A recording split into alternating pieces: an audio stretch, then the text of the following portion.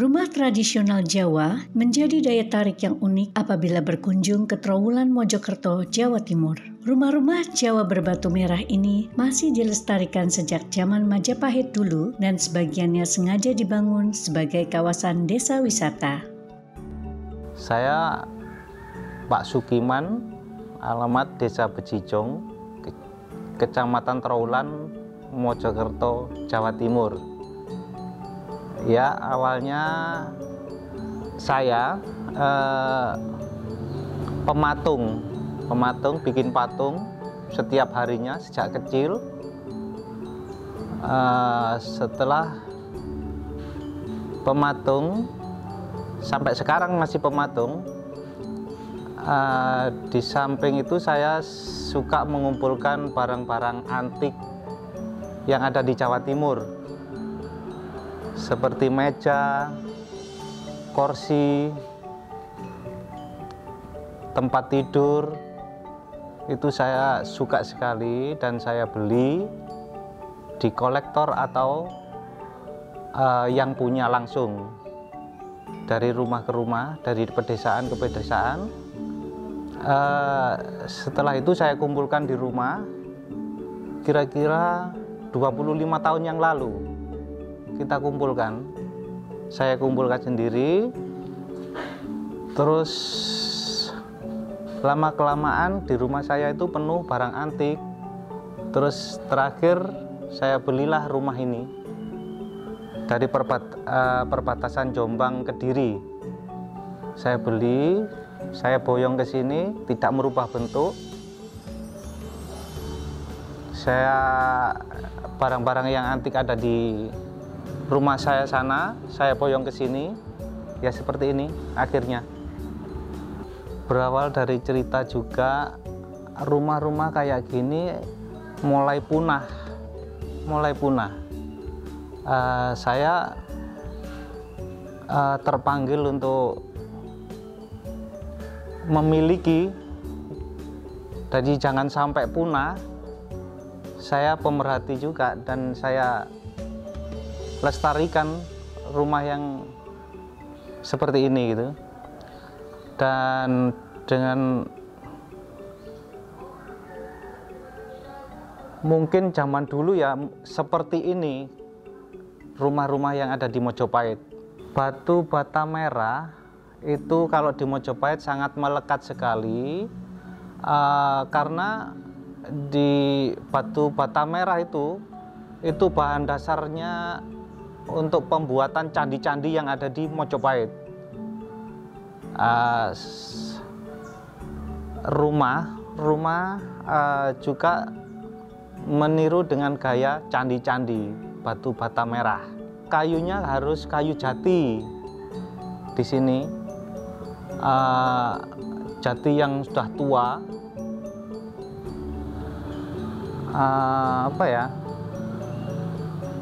Nggak tahu dari dulu kok kenapa Mojopahit suka tolong kalau ada rumah tua yang kiranya umurnya sudah tua, itu harap dilestarikan supaya anak cucu kita nanti bisa belajar dari situ. Ternyata zaman dulu tuh rumahnya seperti ini, gitu harapan saya. Terima kasih.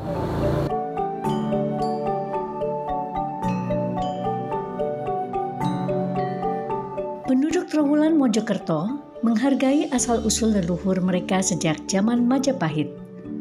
Mereka mengabadikan kecintaan seni budaya melalui rumah-rumah adat, lengkap dengan kerajinan batik di teras rumah, perabotan antik di tiap ruangan, dan hal ini sudah menjadi hobi mereka untuk melestarikan kawasan Trowulan Mojokerto menjadi desa Majapahit yang didukung pemerintah setempat. Menarik, bukan?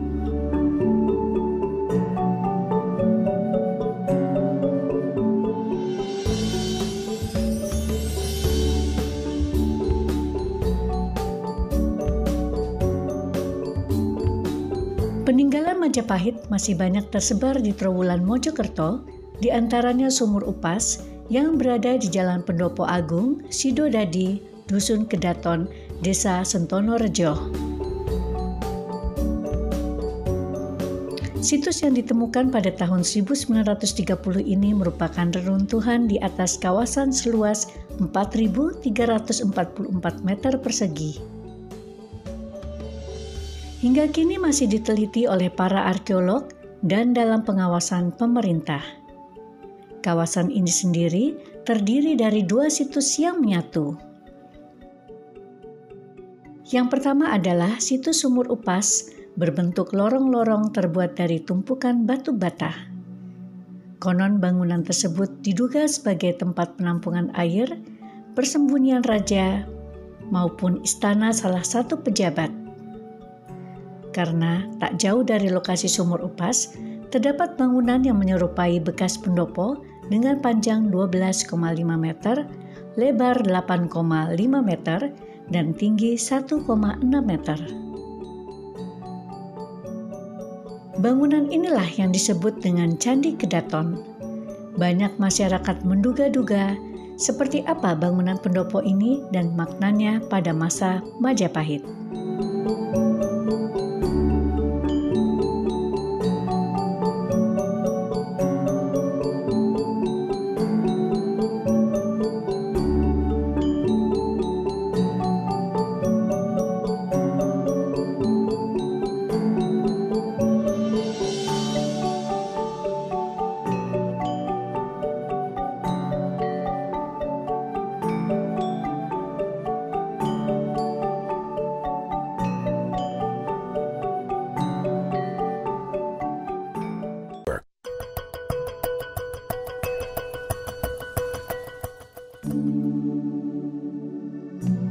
Selain rumah-rumah tradisional khas Majapahit yang menjadi daya tarik di daerah Jawa Timur, kita juga akan jumpai pengrajin batik yang giat melestarikan karya batiknya memakai warna-warna alam. Salah satunya pengrajin batik Berkah Mojo. Perkenalkan, nama saya Nus Amin, saya pelaku batik warna alam atau owner dari batik Berkah Mojo. Kebetulan saya berkomitmen fokus lebih ke pewarnaan alami. Kenapa? Karena pewarna yang kita pakai adalah pewarna yang ada di sekitar kita. Kemudian hasil yang kita hasilkan limbahnya tidak berbahaya. Jadi pewarna yang kita pakai itu ramah lingkungan. Intinya seperti itu. Kami mengawali batik itu tahun 95 waktu merantau di Bali. Di Bali saya ikut orang membatik selama setahun setengah. Kemudian membuka sendiri kontrak tanah di Bali selama 8 tahun setengah. Tetapi usaha itu berakhir tahun 2005. Kemudian kita pulang ke sini, ke desa sini, Sanan Timur, tapi tidak langsung memulai batik. Kita memulai lagi usaha batik sekitar tahun 2010.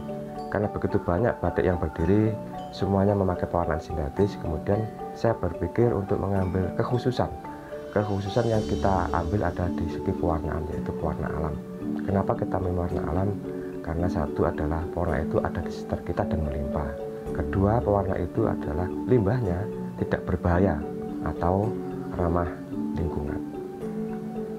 Keontentikan batik kami adalah satu dari segi pewarnaan, karena kita memakai dari pewarnaan alam yang ada di sekitar kita. Tidak hanya mengambil pewarnaan, tapi kita juga memberikan pembelajaran.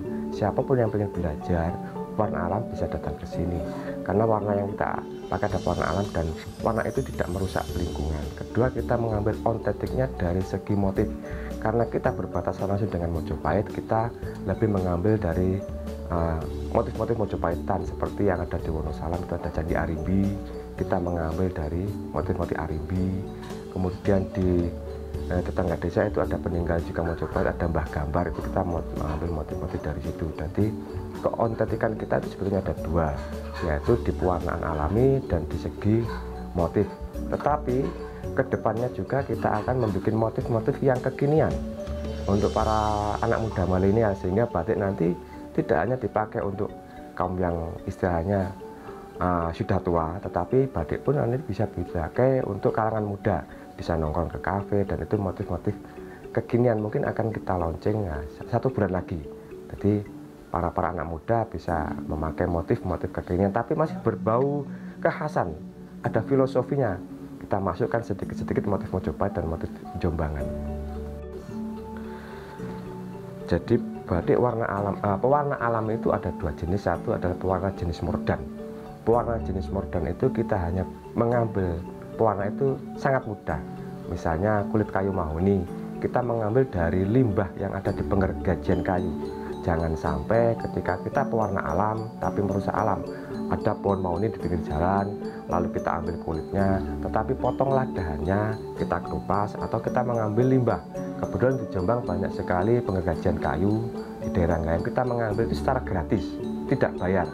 Kita ambil kulitnya, kita rebus, maka dia akan keluar warna. Itulah namanya warna alami yang jenis mordan, atau dari kulit buah jolawe. Kulit buah jolawe itu bisa kita beli di toko jamu, atau kita ngambil ke hutan. Itu sangat banyak di hutan, kita ambil, kemudian kita rebus, maka keluar warna. Itu jenis pewarna alam jenis mordan. Kedua adalah ada pewarna jenis bejana. Itu salah satunya adalah Indigo Vera Tinctoria. Indigo Vera Tinctoria itu pewarna penghasil pewarna biru. Kebetulan dulu waktu Dendels membuka lahan, membuka jalan dari Anyar Panarukan, itu mengembangkan tumbuhan pewarna biru Indigo Vera Tinctoria.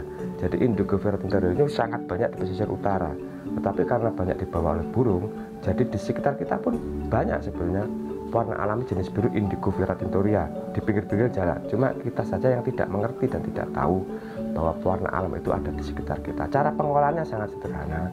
Tumbuhan Indigo Vera Tinctoria kita rendam selama 24 jam, kemudian kita ambil Indigo Vera Tinctorianya, tinggallah airnya, kemudian airnya kita kasih kapur, kita kebur. Endapannya nanti bisa untuk diwarnai ke dalam serat kain. Itu pewarna. Jadi pewarna alam itu sangat sederhana kalau kita bisa tahu tekniknya.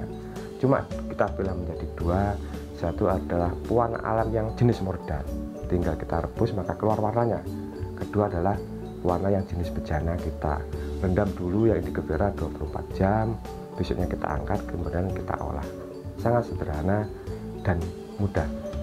Pewarna alam itu sebetulnya sangat kuat kalau kita olah dengan teknik yang kita ajarkan. Terbukti di salah satu mumi Fir'aun yang usianya 2000 tahun yang lalu ada pewarna Indigo Vera Tinctoria dan kulit akar pohon zaitun. Itu bisa dilihat di internet bahwa itu sangat kuat. Jadi pewarna alam itu sangat kuat dan sangat sederhana, cara pengolahan tidak rumit. Produk yang kita hasilkan adalah semua wastra yang berbahan alami, tidak hanya batik, ada ekoprint, ada jumput, ada sibori, ada titi, dan pewarnaannya semua dengan pewarna alami. Nah, kebetulan saya tidak memproduksi pewarna alami, tetapi saya cenderung mengajarkan. Misalnya kalau kita melatih di suatu tempat, maka saya akan datang ke sana tanpa membawa bahan pewarna alam, tetapi saya mengambil pewarna alam yang ada di daerah itu, biar dia mandiri di bidang pewarna. Tidak pernah saya membawa dari rumah pewarna alam terus kita praktekkan di sana, tapi saya ke sana dulu, pohon apakah yang bisa dipakai, warna apakah yang bisa dipakai. Jadi wastra tersebut yang di daerah itu bisa berdiri sendiri, tidak ada ketergantungan dari tumbuhan yang ada di tempat lain. Saya yakin di banyak tempat di Indonesia itu, di tempat tersebut pasti banyak warna alam yang bisa dipakai untuk mewarnai sebuah kain atau wastra. Saya sangat optimis sekali para generasi muda ini akan sangat mencintai pewarna alami. Tidak itu batik, tidak itu sibori, karena satu, trennya ke depan adalah back to nature. Jadi orang lebih menyukai pewarnaan alam. Misalnya kita kirim ke luar negeri pun pasti orang akan tanya, ini pewarna jadi apa? Dari ini, limbahnya seperti apa? Minta difotokan limbahnya, minta difotokan pewarnanya. Jadi saya yakin terus itu pun akan nanti bergerak ke anak muda. Anak-anak muda juga kemarin beberapa kali ketemu, ternyata juga menyukai, oh iya pewarna alam itu seperti ini. Iya, ketika saya membeli sebuah pewarna alam, maka ada sebuah perlindungan kepada bumi kita, dan harga yang kita tawarkan warna alam itu murah tapi tidak murah. Karena apa? Bahan yang kita pakai itu ada di sekitar kita, berbeda dengan pewarna alam yang sudah dipraktekkan dengan sahabat-sahabat itu. Kenapa mau mahal? Karena bahan pewarnanya itu beli, sedangkan kita cenderung bahan pewarna alamnya itu mengambil di sekitar kita.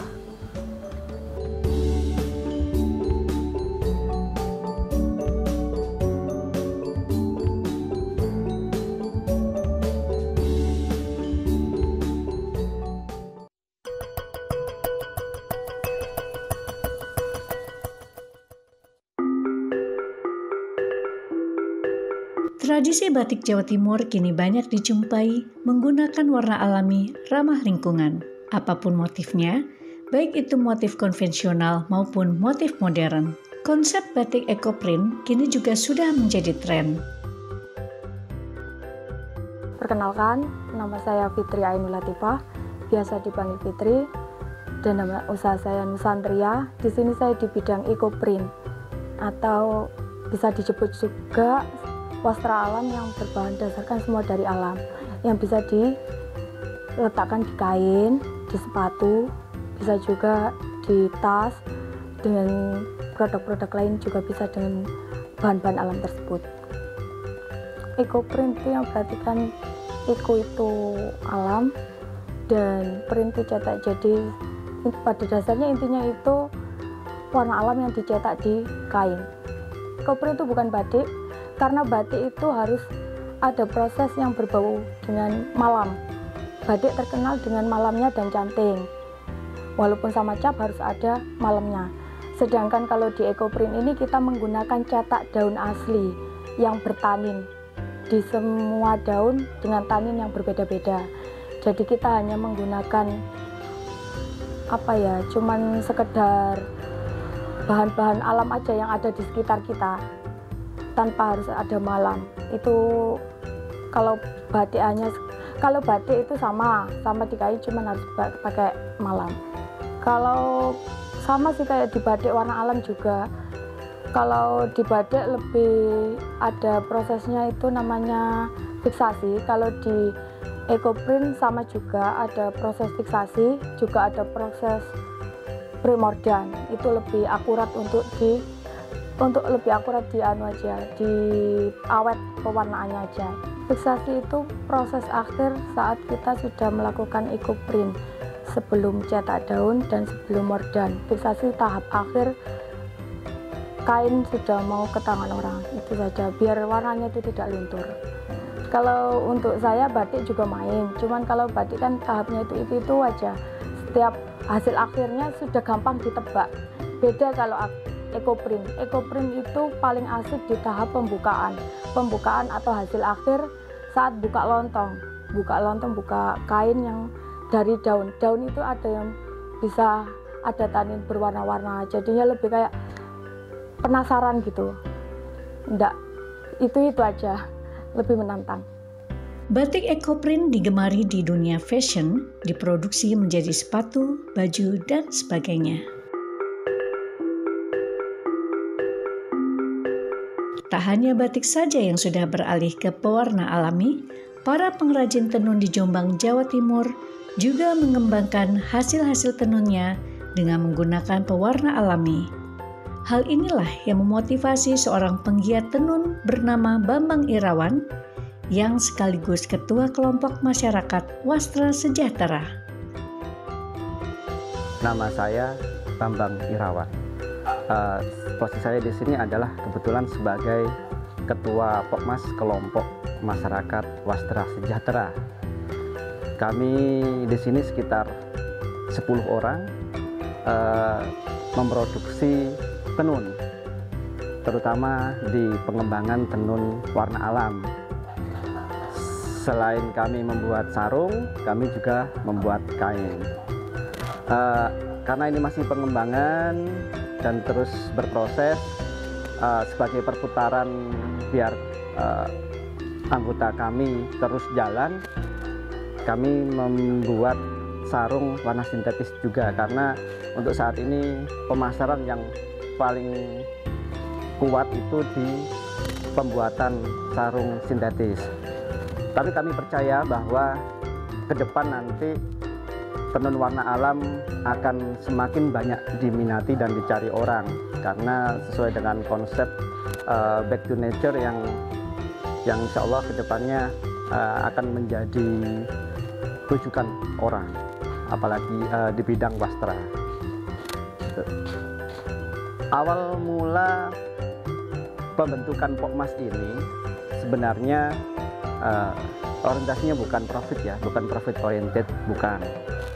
Awalnya kami memang sosial, kami ingin memberdayakan anggota kami di sini.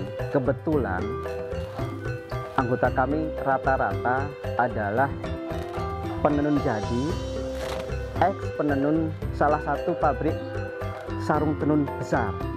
Jadi beliau-beliau terkena PHK, kehilangan mata pencaharian, tidak ada pemasukan untuk keluarga. Apabila 1 minggu mereka masih dapat sekian ratus ribu, setelah ada pemutusan hubungan kerja, mereka menganggur. Berangkat dari situ, kami mengupayakan untuk memberdayakan mereka. Jadi alhamdulillah kami dibantu oleh KIBAS, Komunitas Pecinta Batik Jawa Timur.